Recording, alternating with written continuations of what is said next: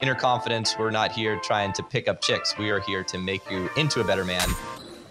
Notice that he doesn't immediately try to start conversation. Are you stalking me? Because that would be super. So that's a hilarious line. Shows the confidence. It makes him so attractive. Crazy Stupid Love. This is one of my favorite movies of all time. He's funny. Looks like a carrot, honey. Who looks like a carrot? Who looks like a carrot? If you could emulate maybe one leading man in Hollywood, it might be Ryan Gosling. Welcome to the Inner Confidence Podcast, where we bring you men's dating and lifestyle advice that doesn't suck. I'm your host, Robbie Kramer, a former collegiate golfer turned poker pro turned finance guy who became obsessed with learning about male-female attraction and dynamics and passionate about teaching men how to improve and optimize their love life. Tune in each week and we'll bring you the latest and greatest strategies on how to get more dates, how to build a thriving social circle that brings the best men and women into your life, how to become a better networker, and how to design a lifestyle that makes all your buddies jealous. If you're new to the show, I recommend you download my first date protocol. It's the best piece of content I have. It'll help you optimize your first date and subsequent dates. And I like to connect with my listeners personally. So if you want to grab a copy of that, please send me a direct message on Instagram. I'm at Robbie_Kramer. Now let's dive into this week's content. Yo, welcome back to the Inner Confidence Podcast. I'm your host, Robbie Kramer. I'm here with my lovely wife, Maria. Hi. I want to congratulate Maria because she recently got her work permit here in the States. So now she can work and now she can pay taxes. Isn't that exciting? So excited. She's a working model. You also got accepted to a really cool platform that allows you to directly book with clients, right? Mm-hmm. So that's been cool. We're here in LA and now you get to bring home the bacon, baby. I know. No more. I can quit this fucking podcast and maybe you can make some money. So today we've got a cool episode. We are going over movie scenes. We're going to break down how attraction works, how you can be like the leading men in these scenes that will make you the most attractive and confident version of yourself. Remember, inner confidence, we're not here trying to pick up chicks. We are here to make you into a better man that girls, they want to pick you up, right? So let's become the anti-picker-uppers, I guess you could say. All right. Crazy Stupid Love. This is one of my favorite movies of all time, especially when it comes to the genre of my job as a, dating coach, because in the movie, Ryan Gosling's character is a dating coach. So oh my God, pretty funny.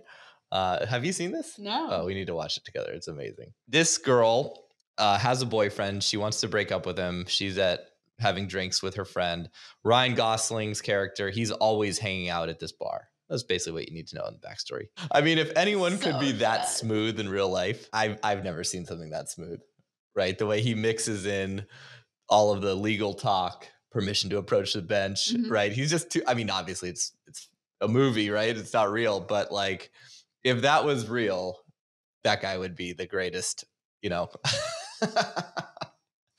of all time. So many awesome things to learn from this one. Just like if you could emulate maybe one leading man in Hollywood, it might be Ryan Gosling because he's cool, he's funny, he's charming, obviously, good looking, of course, but he has a really good sense of fashion as well. Mm-hmm. I always tell my clients, like if they're looking to up-level their fashion, to pick a celebrity that they relate to and then just copy that guy. And then once you've copied him, then you can kind of find your own take on it, of course. But that's a great place to start because these celebrities don't dress themselves, right? Of course, they spend so much money on stylists. Yeah, and you can just go on Pinterest and look at like their exact outfits. That's what I always recommend. You can find stuff that's either there or a cheaper version because they're buying, of course, designer brands. But you could probably find the same stuff at Zara, H&M. For sure. Yeah, so easy fashion hack. Don't overlook that one. Dress like Ryan Gosling, and especially if you look like him. All right, here we go.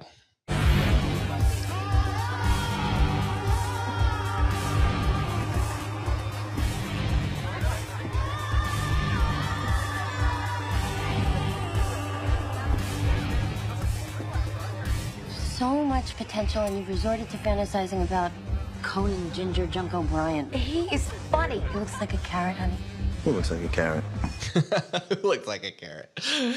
So that's one way to interject into a conversation because you're going to obviously it's not a go-to. You can't control for that. But a lot of the time you walk up to a group of girls and they'll be having a conversation and you can simply take the last thing that they said and repeat that. Do that parroting thing, but not in the way that I was saying it before, right?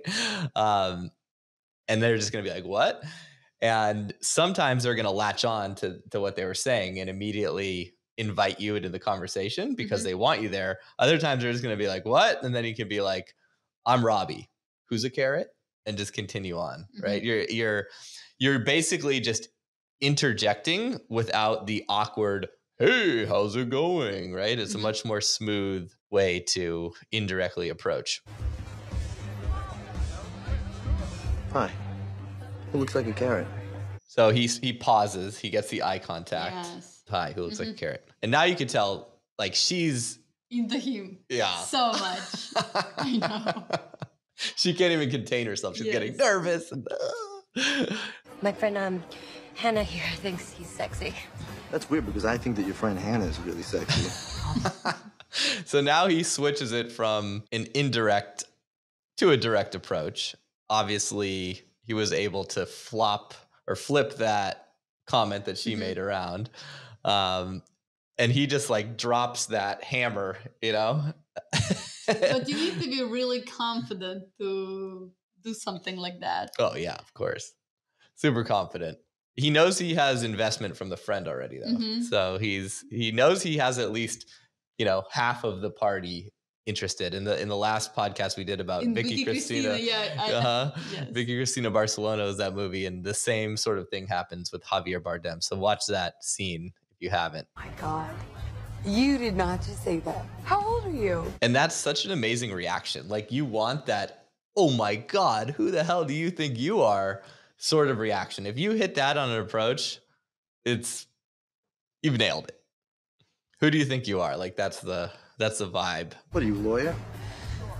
So this is a great line. Anytime a girl says some sort of like personal question, like, it's weird that she asks, how old are you? How old are you?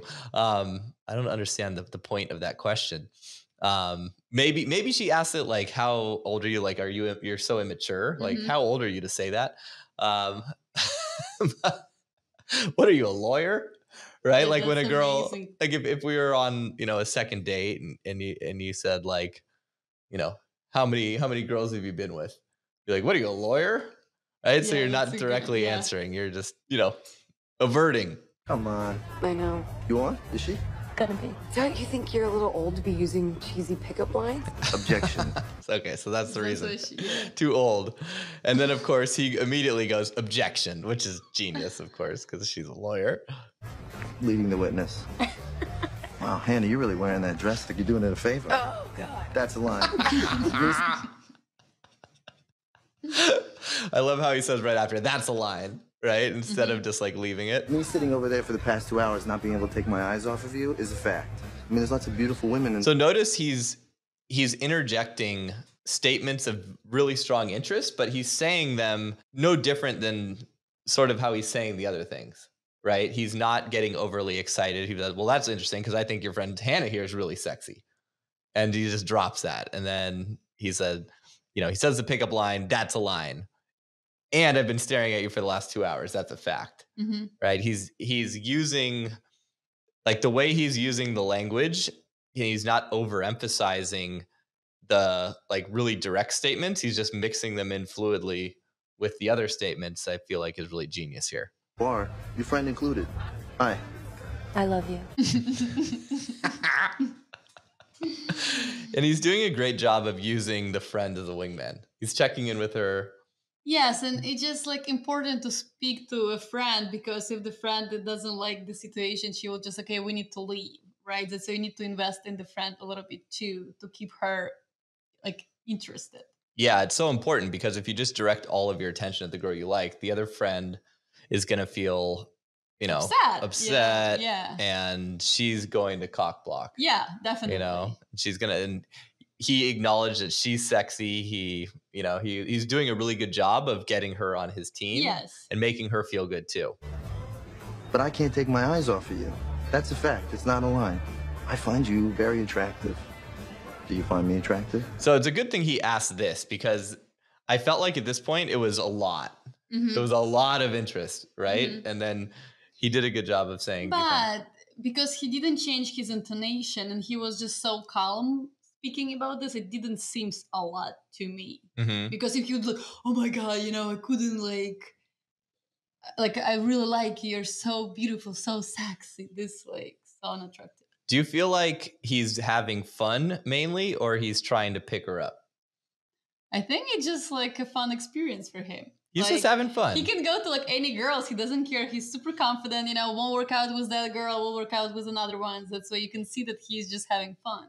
The key here is he's entertaining himself, right? That's the difference. You want to go into every interaction when you approach a girl as, I'm just going to entertain myself. I'm going to have a good time. Regardless of how she acts or behaves, I know I'm going to have a good time and I'm going to just go, you know, have a conversation. We'll see what happens.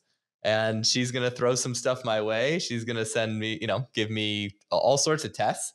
And I get to have fun responding to those tests. You know, it's like she's going to, you know, you come over, you serve the ball, she's going to hit it back, and then you got to hit it back again. And that's the give and take. Does. I don't. You do. She does. Yes, she does. I don't. You do. So assuming attraction is also a really important point. Even if she says she doesn't, you should just ignore them. Like, you do. I know you do. No, but even her friend, she knows her very well. Yeah. That's why when she says she does, she knows that she really... Well, she has a boyfriend. Yes. And so they were literally talking before he walked over about how she's annoyed with her boyfriend and wanting to break up with him. So her friend is very actively trying to make that happen because she doesn't like the boyfriend. Yeah. You do. I don't. Hannah, can I buy you a drink? No. You say no a lot, don't you? No. Oh, boy. Permission to approach the bench? So at this point in the conversation, it's a minute and probably 20 in, because I think the first 10 seconds are him walking over, or 5 seconds. And now he's got enough investment from them, and he's familiar enough where he essentially just grabs a chair and sits down, which is right about the timing that I would recommend. He could have done it a little bit earlier, I think, but this is a perfect segue where he says, can I approach the bench? Which is a lawyer joke, right? Approach the... and he grabs a chair. He doesn't ask permission. He just... He fake asked for permission, right? He's like, permission to approach the bench. I'm going to do it anyways, but I'm still kind of asking for permission. And you don't want to be standing above the girls for too long. Yeah, because you want your eyes to be on the same level. So yeah, around, like if you talk to girls in a bar or at a party or whatever, if you're at a different level, you don't want to be in that situation for more than a minute. It's just awkward. Yeah. You know, it becomes, in 1 minute, it becomes awkward, you know? Yeah. Just like, okay, when it will be over. So don't ask like, oh, do you mind if I sit? Or hold on, I'll be right back. I'm going to get a chair. You just do it. Like you keep talking, you grab a chair, you pull it over, you know, don't even ask the people at the other table if it's like their chair. You just fucking grab it and you do it. And if they have a problem with it, they'll probably say, hey, we need that chair. I'll be like, I'll give it right back 2 seconds. Right. Because he's not planning on staying. The other thing is you could also do a false time constraint here. You could be like, permission to approach the bench. I got to run in like, you know, a minute and a half, but you plop down, you sit, you continue. Seriously? Just come on, let me deliver my closing argument. So let me deliver my closing argument, which is a time constraint. I'm just going to say what I'm going to say, and then I'm going to go. Sure, proceed. Anna, we live in a physical world, right? And you're going to age, right? I guarantee you this, you're never going to regret going home with that guy from the bar that one time that was a total tomcat insect. This is such a cringy line. And you can see her face like literally cringe. You're going to age, you're going to get old, but you're never going to regret that time you went home and had sex with this guy who's really good at sex. Is, you know, the literal translation of the line, which is totally obnoxious. Really ballsy, right? Thank God he's about to immediately follow it up to change. But I can't guarantee that you won't not regret it. That's a double negative. You're a double negative. Obviously, this is like too fast for real life, but like he's being so ridiculously forward about wanting to sleep with her that night, right? That like he knows it's probably going to blow himself out, but I don't think he cares because, again, he's just entertaining himself, right? The whole point is for him to have fun. And he goes to this bar almost every day, and he's seen her there before, Mm-hmm. and he knows she's coming back. Mm-hmm. So he's just planting a seed, Mm-hmm. right? Like that's his intention. He's not trying to take every girl home. He's just planting seeds and waiting for them to sprout. And then sure enough, later on, I mean, if you've seen the movie, you'll see what happens. Okay, Hannah, can I buy you a drink? Okay.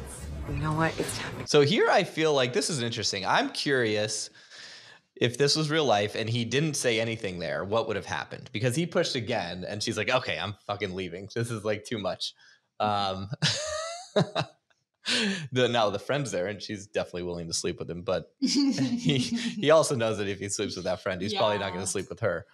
But yeah, I feel like this part is a little bit strange because I don't think she would just leave the friend.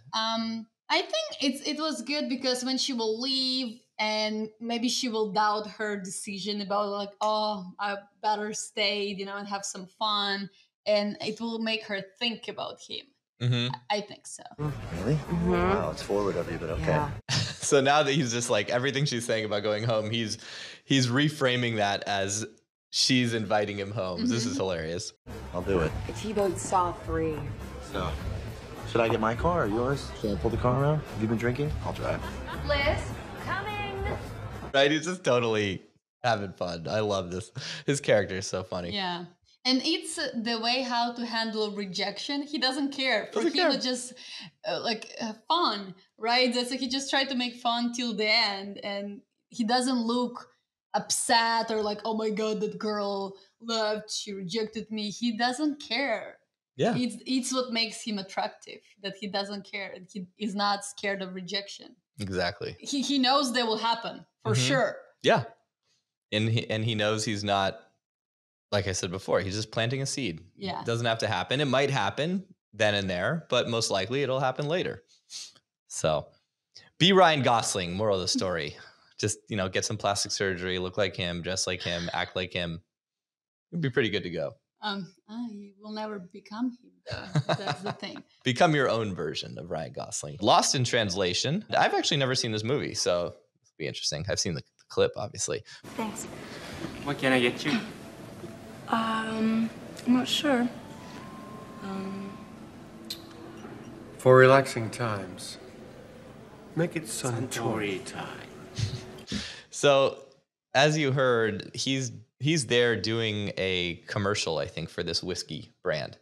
And so this is obviously part of his shtick. And the fact that he's got the waiter chiming in on it shows a lot of status. Clearly, he's a guy who's, in the know with the staff. And this is only going to make him look more attractive. Also, it's funny, right? So I'm not sure if they know each other prior to this. I think they do. Like I said, I haven't seen the movie, but even if they didn't, this would still be hilarious. And she'd be like, oh, wow, it's a really good icebreaker. I'll have a vodka tonic. Okay. Thanks.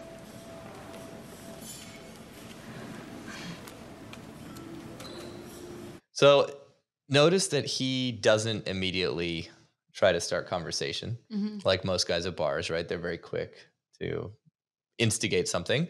He knows he has her attention. So he knows he can wait and play with that tension, right? And she then is the first to invest and ask him, what are you doing here?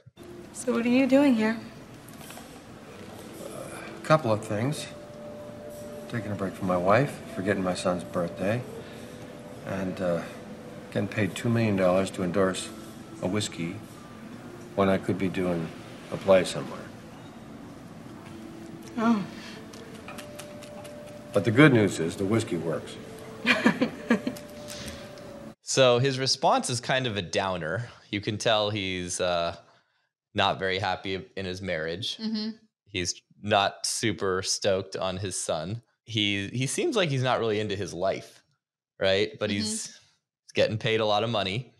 So that's a little bit of a flex. But I think she already knows that he's famous or something like that. So he's not bragging per se. He's just confident. It's his life, Mm-hmm. He's vulnerable and authentic, right? And also because he said the thing that's kind of like a downer, and she's like, "Oh, what do I say to any of that? He injects some humor, which was, obviously Makes her laugh. Yeah. It softened the other stuff. So Hollywood's pretty good at this.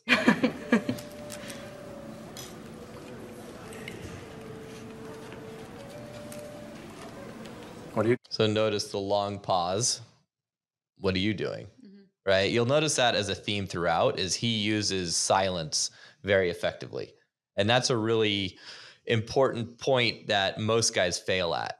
They're nervous, so they quickly ask the next question and they parrot her answer. That's a big mistake I see guys make. And they usually too nervous and they start mumbling. That's so unattractive. Like, Right. you know that the guy's nervous. You see he has zero confidence, and it's what, so obvious. As an example, if I said, so what are you doing here? Respond. You're being a guy? Yeah. I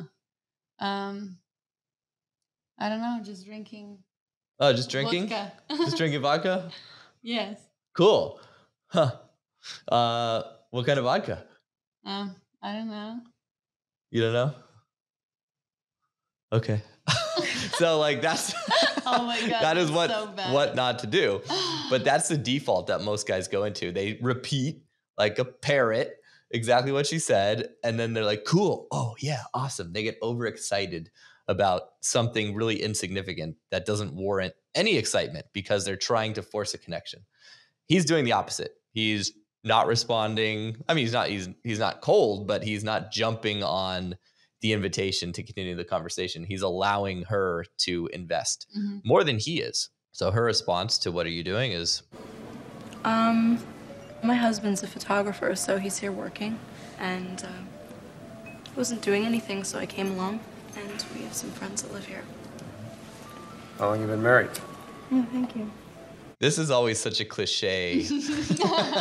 Let me get your light, and then she like touches his hand ever so slightly while he's doing it. But you got to be quick with a lighter. That was, I had a wingman who was always really good about carrying a lighter. And anytime he saw a girl about to light up a cigarette, he was there ready with the lighter. So, oh my God. Obviously, if you hang out in bars or places where there's a smoking patio, this can be a great sort of opener. Like you see a girl fumbling for a cigarette, you just walk over and be like, need a light? Super confident. How long have you been married? Oh, thank you. 2 years? 25 long ones. You're probably just having a midlife crisis. Did you buy a Porsche yet? I was thinking about buying a Porsche. So here, I think he's joking, obviously, but like the way he says it, maybe it's not so obvious. He leaves it up to her imagination, right? I was thinking about buying a Porsche. Can't really tell, but it creates more mystery, more intrigue. And again, and maybe he has 5 Porsches already. He's like super rich. Yeah. He doesn't want to brag. It's what's, I think, the most important here. Well, the cliche in America is that when you have a midlife crisis, you buy a Porsche. Okay. You buy a I didn't sports know car. about that. Yeah, you buy a sports car when you're like, oh my God, I'm 50, I'm at the middle of my life. I don't know what to do.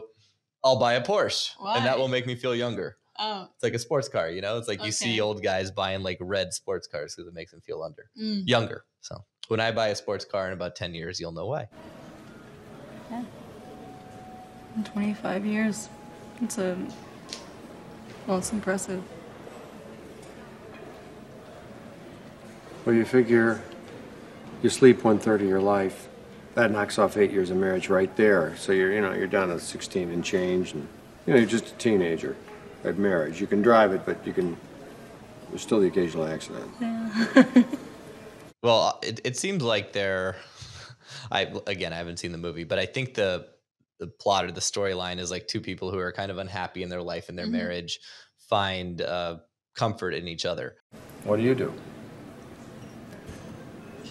And one thing I want to point out is usually the what do you do sort of questions can lead down. I mean, it's a very normal thing to ask, right? And if you ask it in the way that he's asking it by employing long pauses and colorful commentary, right? My formula for conversations is question filler, question filler. So if you're going to ask a question, don't immediately follow it up with another question and do the parroting thing and the being over agreeable. Like those are all the wrong things. If I ask you, what do you do? And you answer, I need to then provide some colorful commentary, meaning something of value or substance relating to what you said, instead of just asking you another boring question. So we'll see him do that, I think. I'm not sure yet, actually. I just graduated last spring. What did you study? Philosophy. Yeah, there's a good buck in that racket. So that's an example. She said philosophy, there's a good buck in that racket, which is basically a funny way of saying, like, you can make a lot of money in that bullshit. But it's a racket. It doesn't quite mean bullshit. It's more of just like a racket is a gig or a job. It used to refer to like mafia times. Running a racket meant having a slightly illegal money laundering business of some sorts. So it's funny he's calling it a racket because it's obviously a legit profession, but calling it a racket is just, it's colorful commentary. She laughs. Well, so far it's pro bono. Well, I'm sure you'll figure out the angles. Yeah. I hope your Porsche works out. Cheers to that. So that was good. He left her to respond to the next thing, right? He's employing no sense of, or he's not doing anything that would make it look like he's interested in anything but a conversation, right? He's being flirty. He's not really, well, he's being he's being funny. He's not being flirty, right? But you could, the being funny is being flirty at the same time, but he's not showing any overt interest. He's not hitting on her. He's only positioning himself as a man of status, a good conversationalist, and just a value to be around. And she's not overtly hitting on him either, right? But she's clearly interested in the conversation, and they're both enjoying. Cheers to that. Cheers to that. Kampai. Notice he's barely ever smiling either. Like he's not releasing any sexual tension, right? Or he's not releasing any tension. He's not doing things that make him look nervous or awkward at all. Maybe he's just so upset about his life. He can't He's smile. just depressed. Yeah, maybe.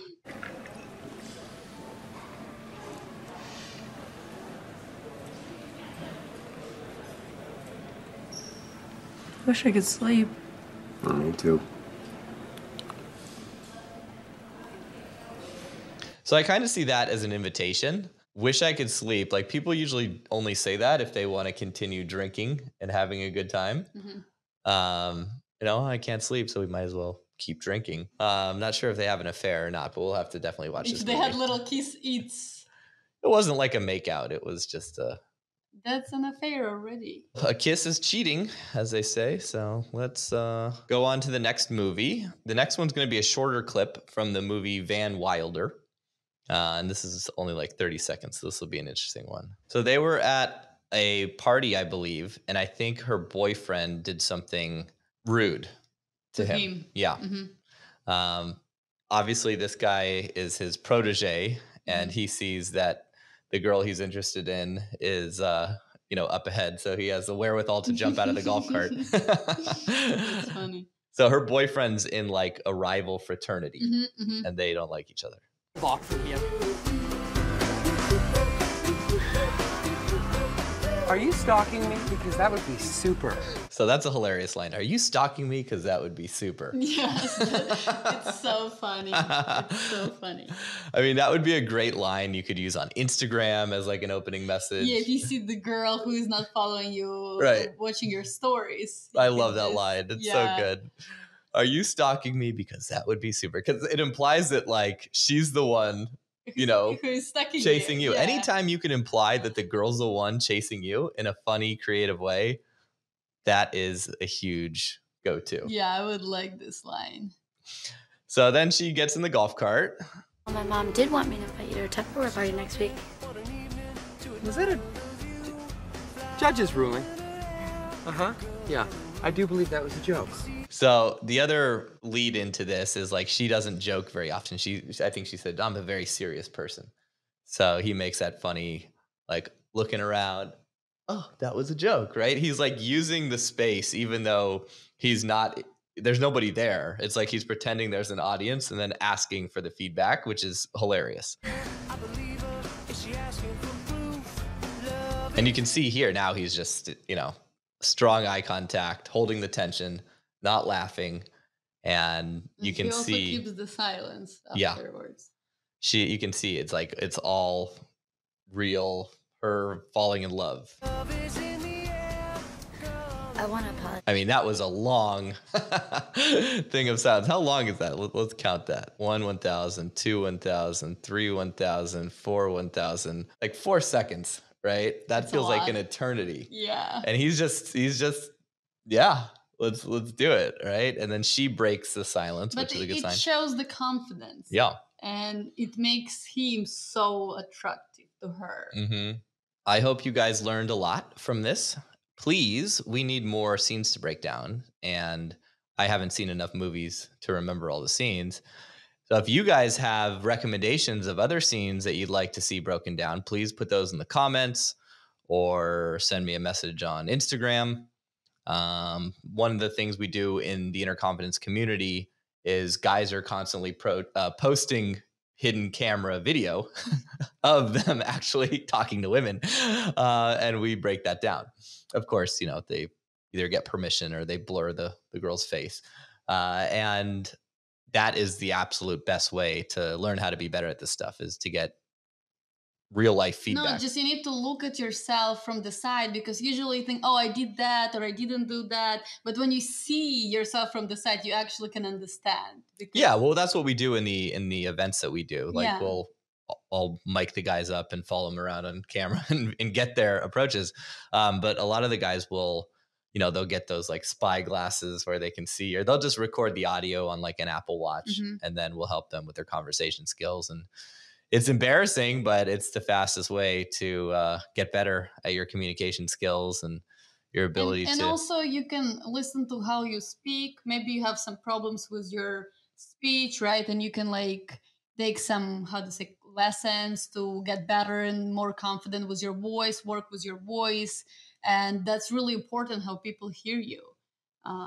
For sure. Because your voice is so confident, and I always like it how you speak. Thanks, your voice. I used to talk like, hey, I'm Robbie. Oh nice to meet you. And your voice is so good for the podcast because it's so confident. And I don't know. I really like that. My voice has changed over the years because I've heard it and I've done a lot of this. Like anytime you can see or hear yourself, it's uncomfortable at first. But then now when I see or hear myself, I kind of like the way I look and I sound. So that's a good thing. Yeah, your voice is amazing. But it wasn't always like that. And I've noticed with most of the clients I've worked with, if they're running a lot of nice guy energy, nice guy syndrome, inauthentic nice guy, of course, they tend to speak higher. They don't use downward inflections. They say, how are you doing?